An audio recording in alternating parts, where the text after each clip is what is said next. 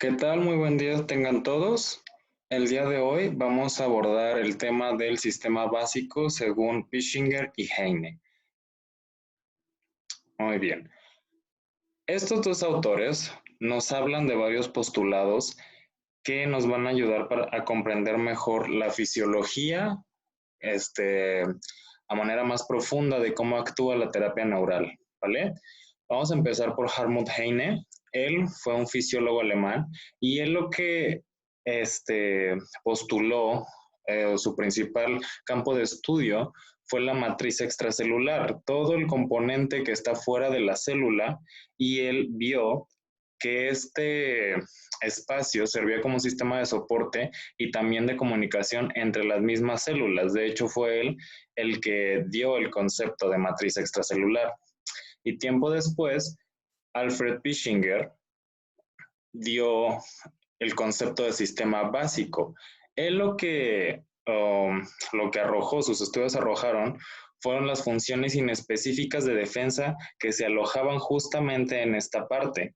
Y posteriormente vio muchas otras funciones también, que también tienen que ver con la comunicación y con la nutrición celular.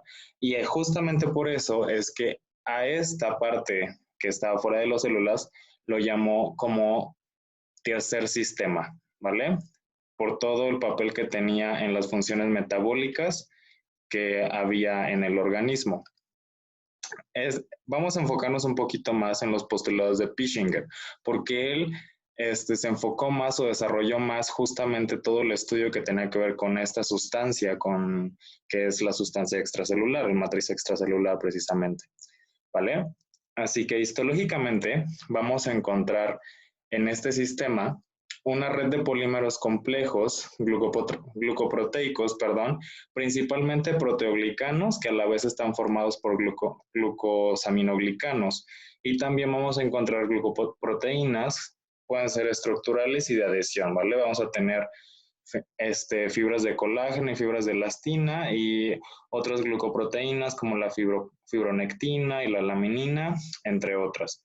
Y a su vez vamos a encontrar agua dispuesta homogéneamente en todo este sistema, iones como magnesio, yodo, fósforo y demás, sustancias de desecho celular, biomoléculas, aminoácidos, lípidos, monosacáridos, entre otros, varias hormonas, neurotransmisores y muchas otras sustancias que están en esta matriz. Y todo esto, la conjunción de todos estos elementos dispersos, nos van a dar un balance electrolítico. Esto es muy importante, ¿vale? Porque más adelante lo vamos a ver. Aquí tenemos en la imagen una representación de cómo es el matriz extracelular. Precisamente podemos ver las haces estructurales como las haces de colágeno y vamos a ver aquí los proteoglicanos. Los proteoglicanos van a formar un enramado como si fueran precisamente ramas, valga la redundancia. Y este enramado lo que va a hacer es una conexión entre muchas otras sustancias. Los proteoglicanos se van a unir a glucoproteínas de conexión como la laminina y como la fibronectina, perdón. Y estas glucoproteínas lo que van a hacer precisamente es unirse a proteínas de membrana de la célula.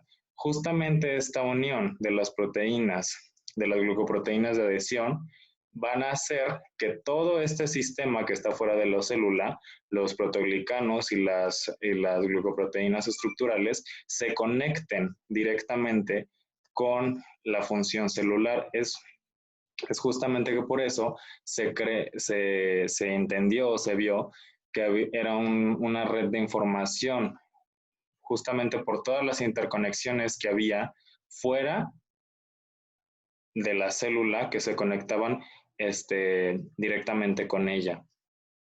Aquí podemos ver otras imágenes y precisamente vamos a encontrar aquí los fibroblastos y los fibrocitos, que son las células más importantes, y también los macrófagos. Estas dos células van a ser las protagonistas más importantes en todas las funciones que pasan en el sistema extracelular, en la matriz extracelular, y podemos ver aquí estos puntitos muy chiquitos van a representar a los proteoglicanos.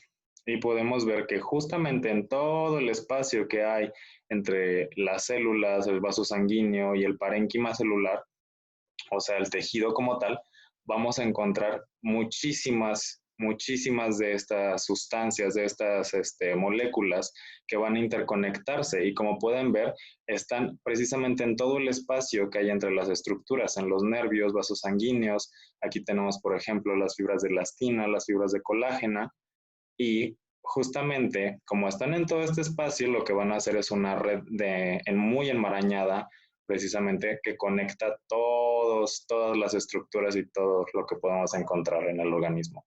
Y aquí vemos un corte a nivel microscópico. Podemos ver los fibroblastos y las fibras de colágeno en cortes longitudinales y cortes transversales.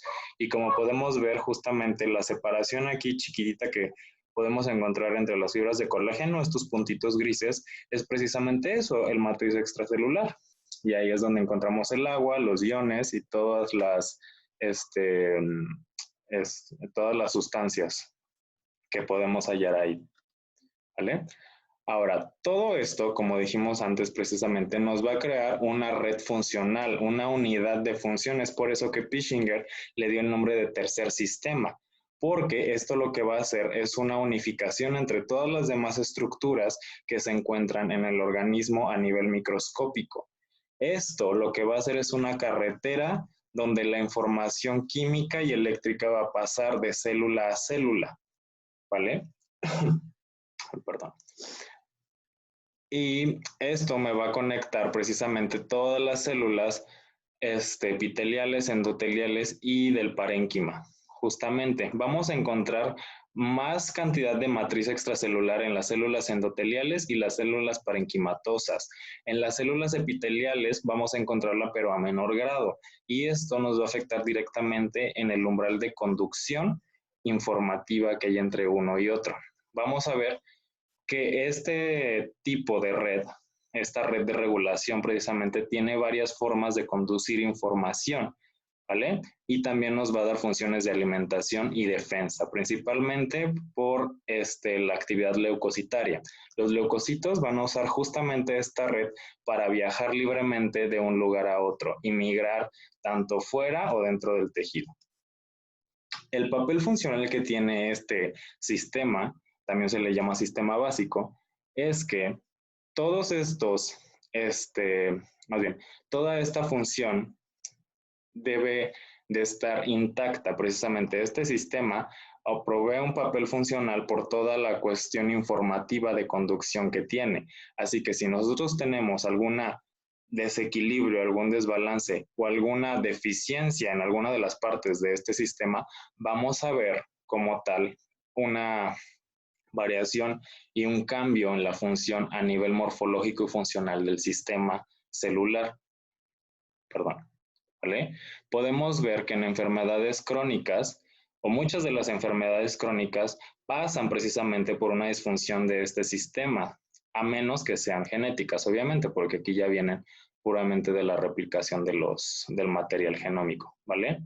Ahora, todo esto, todos estos postulados de la matriz extracelular, del sistema de función de este tercer sistema, van contrapuestos a otras teorías, principalmente a la teoría de Virchow. Este autor lo que nos dice es que la enfermedad viene de la célula. La enfermedad va a empezar de ahí. En cambio, como ya vemos, la teoría de Pischinger y la teoría de Heine nos dice que la enfermedad no viene de la célula, viene de lo que está fuera de ella. Así que estas dos teorías se contraponen entre sí, pero más adelante vamos a ver que no debemos de estar peleados en estos dos postulados, porque ambos se suplen, ¿vale? Donde carece uno, entra el otro. Ahora, podemos ver aquí una comparación o los factores y los puntos más importantes en la aparición de enfermedades agudas y enfermedades crónicas. En enfermedades agudas vamos a ver o podemos diferenciar un agente o un estímulo muy específico que nos va a estar provocando el estado patológico. A este foco, y esto me va a crear un foco primario, que es lo que veíamos que podía ser el primer golpe con base en la teoría de Pischinger, con base en la teoría de Speransky, perdón, ¿vale? Este foco o este primer estímulo específico se puede tratar de manera lineal. ¿A qué me refiero con esto? Que si nosotros quitamos ese estímulo como tal, nosotros vamos a tener una resolución de ese estado patológico de forma muy pronta, ¿ok?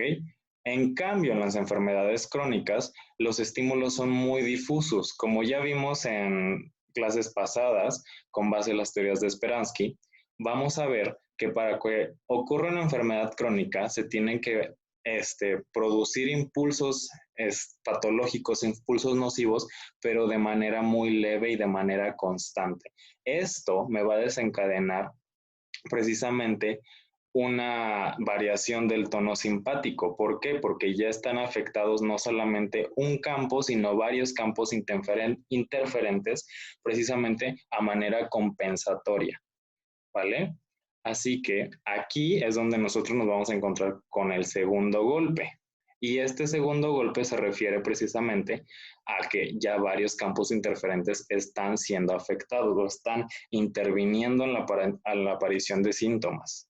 ¿Ok? Y estamos hablando de que hay un sistema de compensación a nivel orgánico y no solamente el foco de lesión está a nivel específico o delimitado, ¿vale? Así que para nosotros resolver una enfermedad crónica vamos a ver que la resolución lineal es muy poco eficaz y esto lo podemos ver en medicina alopática. Usualmente cuando nos encontramos en enfermedades crónicas, lo que se resuelve de manera alopática es los síntomas, ¿vale? Nosotros tratamos los síntomas, más no tratamos el foco primario o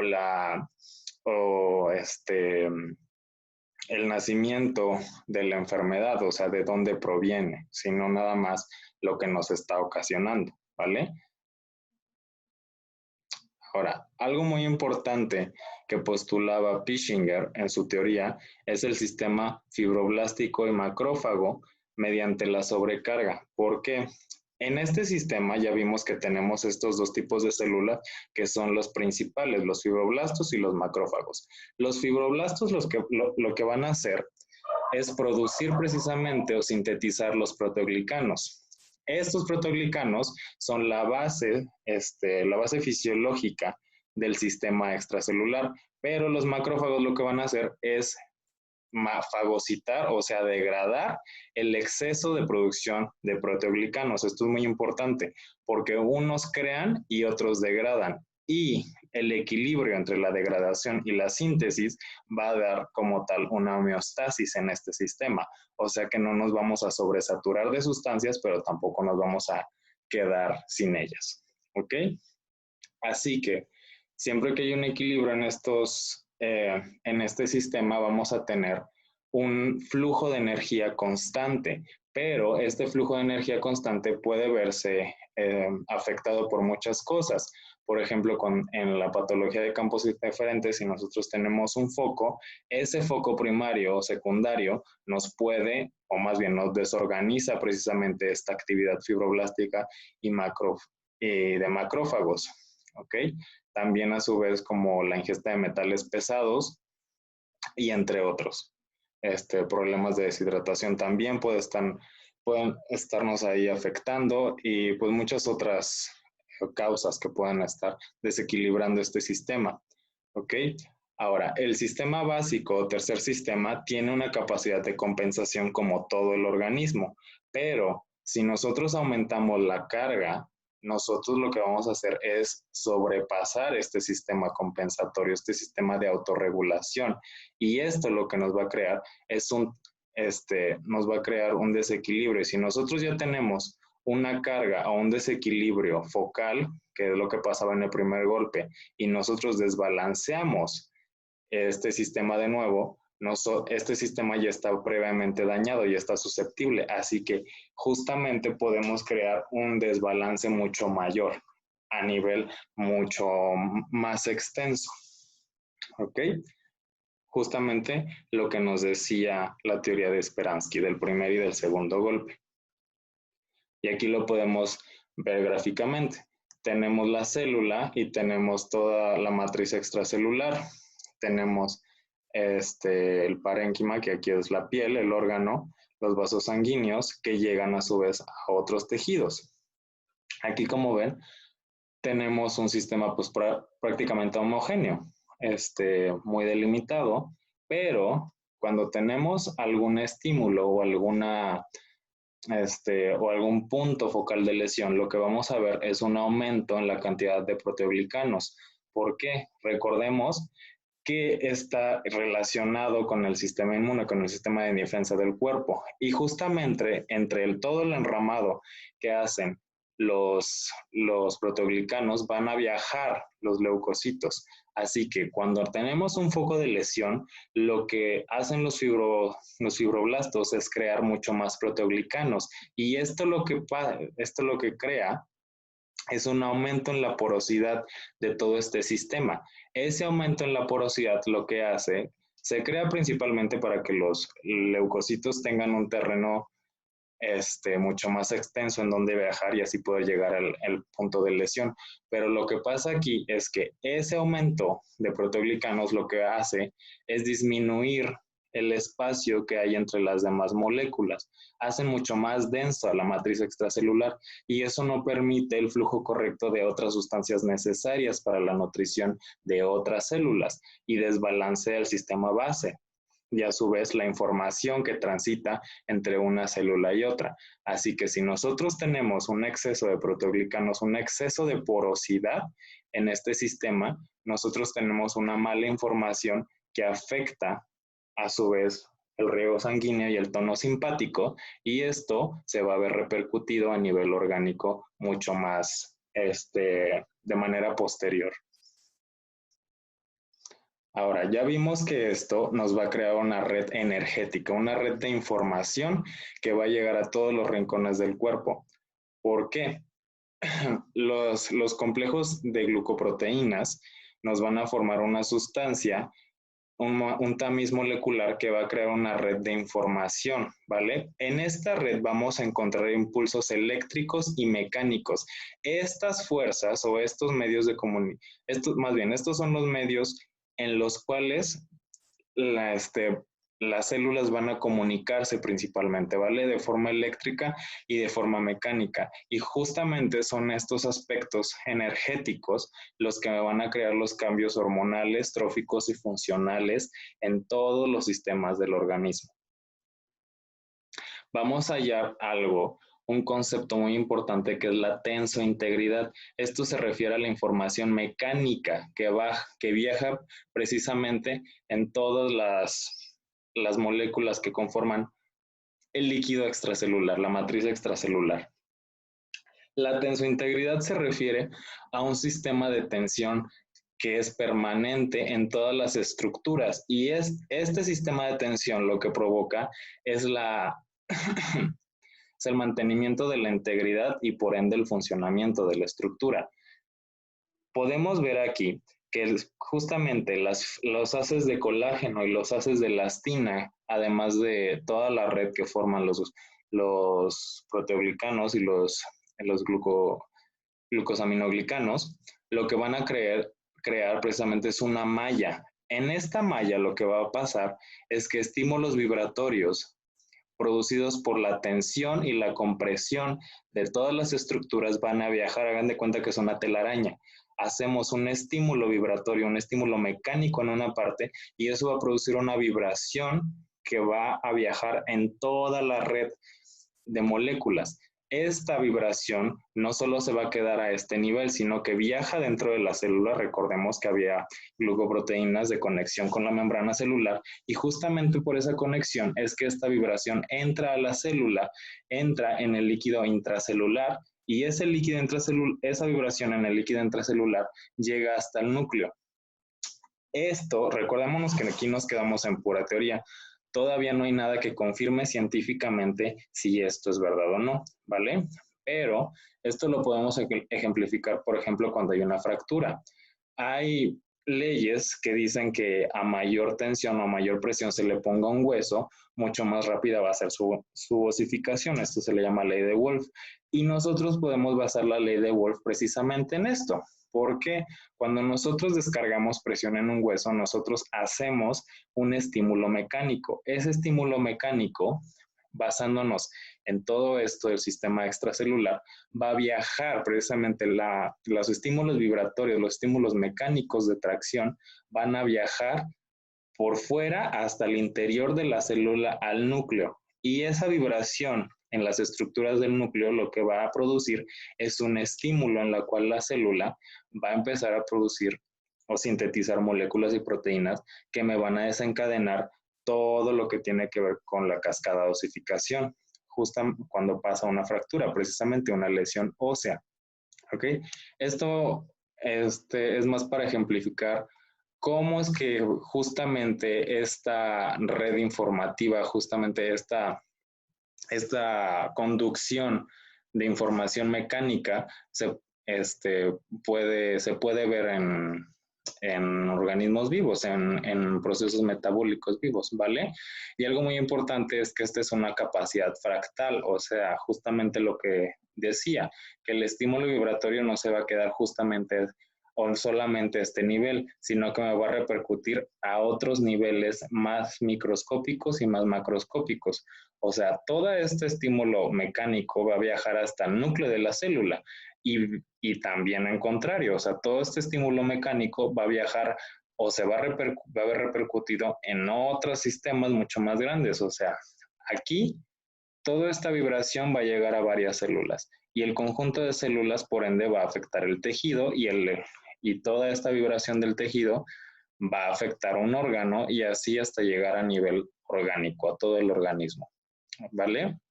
Y otra manera de conducción de información es la eléctrica. Dentro del matriz extracelular vamos a tener vamos a tener microcristales, por así decirlo. La viscosidad de este tejido es parecida a un gel, o se ha dicho, o se ha visto más bien, que es una sustancia o tiene una textura gelatinosa. Dentro de ese gel vamos a tener cristales líquidos, ¿ok? Estos cristales lo que van a hacer es guardar una carga eléctrica, una carga informativa. Y cuando nosotros tenemos algún estímulo, creo que aquí me estoy adelantando un poco, aquí, ¿vale? Cuando nosotros tenemos algún estímulo, justamente esa carga informativa va a derretir, o más bien, estímulos externos van a derretir esos cristales y va a liberarse esa carga eléctrica, esa carga de información. En la siguiente diapositiva lo explico un poquito más a fondo, ¿vale? Pero esta sustancia base, lo que tiene la capacidad de ser hidrofílica. ¿Esto a qué se refiere? A que todas las moléculas que están libres aquí, principalmente los iones, tienen afinidad, o sea, tienen capacidad hidrofílica. Y esto es muy importante porque gracias a esa capacidad hidrofílica es que el nivel de información, de conducción informativa, viaja muy rápido, ¿vale? También algo importante aquí es que vamos a tener un almacenamiento de electrones. Esta matriz extracelular tiene una carga principalmente negativa, así que aquí vamos a encontrar muchos electrones que van a cederse de manera libre, dependiendo del gradiente de concentración. ¿Vale? Y esto nos explica precisamente por qué es que la capacidad de que la información viaje tan rápido de un lugar a otro es posible precisamente. Pero las fluctuaciones en este potencial, o sea, en esta carga energética precisamente, me van a repercutir directamente en las estructuras que se conectan así. ¿Ok? ¿Por qué? Por la resonancia electromagnética precisamente de los estímulos que yo le estoy dando. Esto a su vez, si yo cambio la resonancia electromagnética, si yo cambio el papel de carga que tiene todo este sistema, yo voy a provocar cambios tróficos en la red, o sea, se va a ver repercutido el nivel de estimulación, el nivel de captación informativa que viaja en todo este sistema. Y lo que explicaba hace unos momentos de los cristales que estaban aquí, en todo este sistema vamos a tener cristalitos, ¿vale? Cristalitos muy chiquitos que van a almacenar una carga electromagnética. Nosotros, al dar un estímulo específico, vamos a hacer que estos cristales se puedan disolver y cuando nosotros disolvemos esos cristales, la carga que está almacenada se va a expandir y va a viajar en todas estas proteínas, en todas estas estructuras, hasta llegar a la célula, ¿vale? Y también a todas las demás estructuras, principalmente los nervios simpáticos, ¿ok? Ahora, algo bien importante es que estos cristales se forman principalmente por estímulos nocivos, o sea que la información que van a almacenar es información nociva. Y esto nos puede explicar un poco cómo es que aparecen los estados patológicos, ¿vale? Nos dicen que con la energía adecuada, o sea, con el patrón de frecuencia electromagnética adecuada, este sistema básico va a reaccionar en segundos, y es lo que decíamos precisamente de la afinidad que tenían estas sustancias que estaban aquí nadando en toda esta sustancia, en todo este cuerpo, este sistema, que van a viajar muy rápido en toda la red que crean las moléculas que están aquí albergadas. Ok, la sustancia básica junto con los circuitos reguladores humorales y nerviosos forman un engranaje cibernético. Y este engranaje, precisamente, esta red de información, este circuito que conecta todas las estructuras, me va a crear un estado de homeostasis, o sea, un equilibrio orgánico y un equilibrio a nivel celular.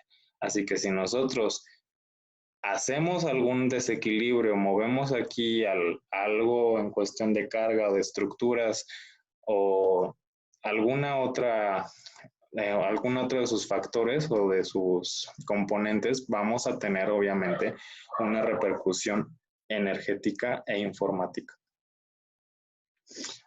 Algo que mencionaba este autor era las fases en las cuales nosotros podemos encontrar la enfermedad con base a los estímulos que se le den. Él describe 3 fases, de shock, de contrashock y de convalescencia, ¿vale? Todo relacionado ante el estímulo que se le daba. Vamos a encontrar que la fase de shock nos va a dar principalmente un cambio de tono simpático. En la fase de contrashock vamos a encontrar un cambio en el tono parasimpático y en la última fase, la de convalescencia, vamos a encontrar cambios en el tono vascular.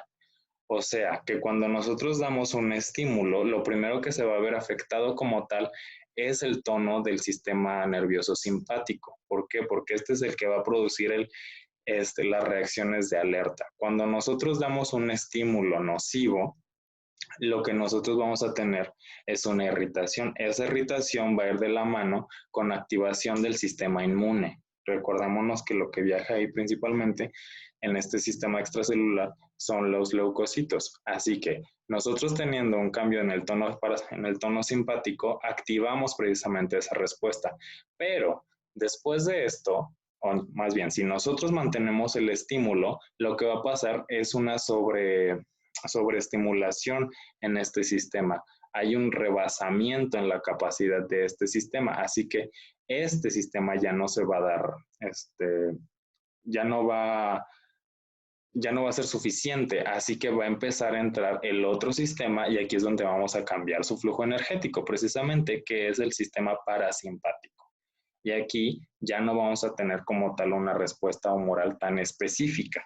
¿Ok? Ya va a ser mucho más diseminada.